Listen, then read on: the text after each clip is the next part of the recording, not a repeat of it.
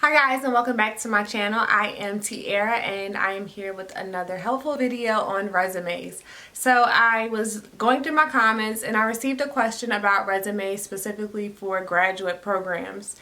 And I started out typing out the answer to the questions that were listed and I'm like, this response is getting pretty long and I'm pretty sure that there's other people out there with the same question. So here I am to help. I just wanted to come and do another video on resumes for grad school. I'm not going to go as deep into resumes as I did with the last video, but I really think that this video could be helpful and help you to hone in on what is useful for a graduate level program resume. So I did not actually need a resume going into my MSW program. I did attend VCU for my MSW and I attended the classes on the actual campus. I did not do any classes online. Actually I did, but I didn't know that the class was online when I enrolled for it. So it was like 1 or 2 classes sprinkled throughout my 2 years in the program. So it was not a complete online program that I was in. However, for my doctoral level program, my EDS and my EDD, I did have to submit a resume. When I was going into my MSW, my resume wouldn't have been much of anything because I did not have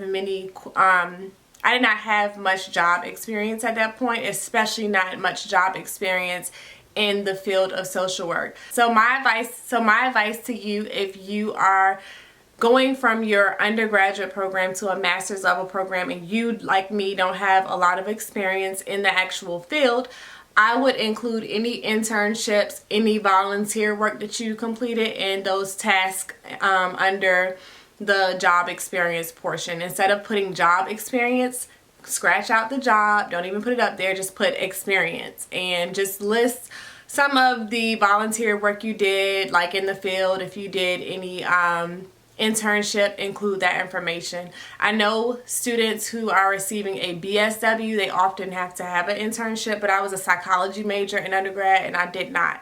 However, I did participate in research and I'll include that in another part of this video. Okay, for my EDS, which is a post-graduate degree or certification, I did have to have my resume completed and submitted in order to get accepted into the program.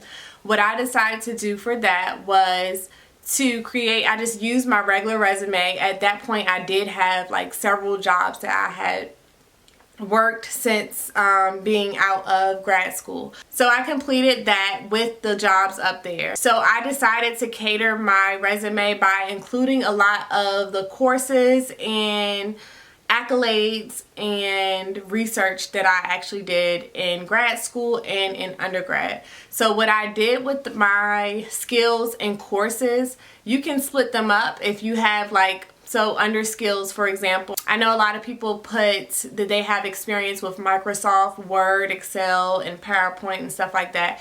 You can always put that because that's always good to have.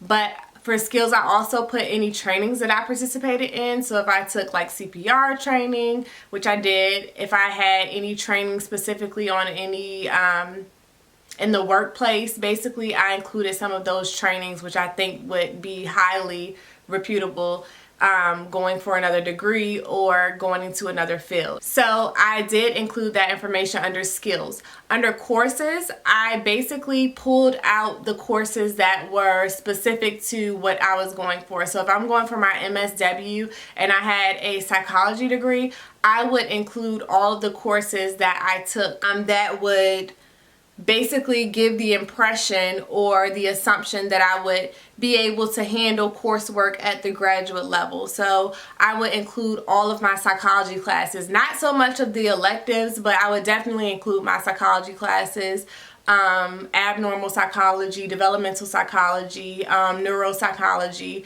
I may even include like anatomy and biology and stuff like that because those classes are really difficult. Going from grad school to my postgraduate degree, I also included a lot of the MSW classes that I took, but I would cater it more toward children and stuff like that, so that they could see that I had experience learning about children in the past. I also included like developmental classes that I took in my undergraduate program. Another thing that I would definitely include on any MSW or graduate school resume, postgraduate school resume, is any research that I participated in.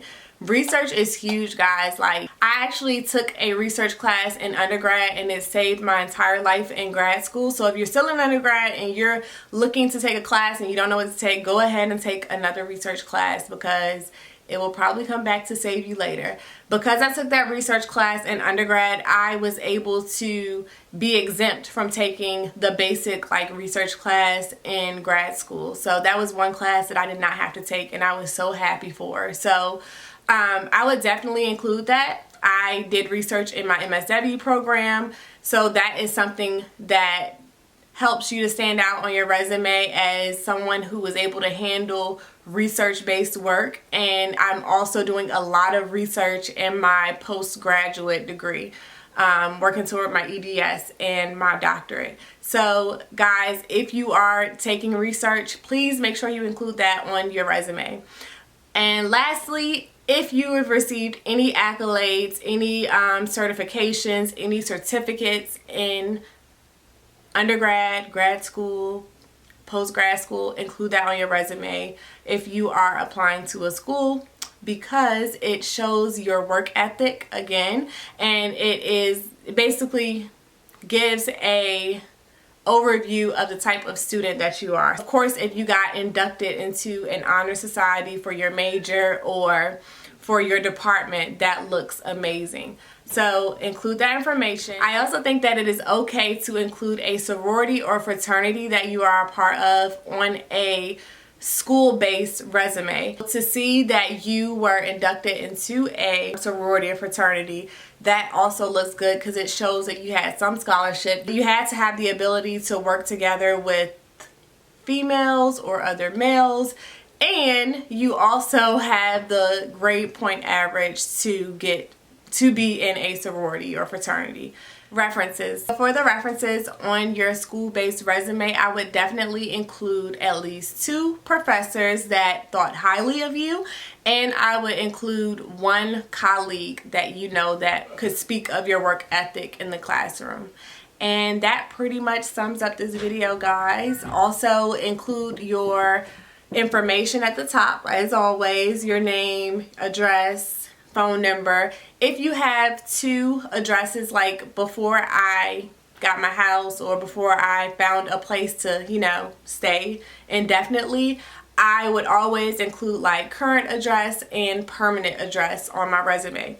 So I think that is also good to include if you are thinking about relocating and you're going for a job. If you know someone who is in that area, you can put like permanent address is in Norfolk or in Hampton, Virginia, but I'm currently based in Richmond. So that's letting them know that I'm trying to get back to my permanent address if you're applying in that area.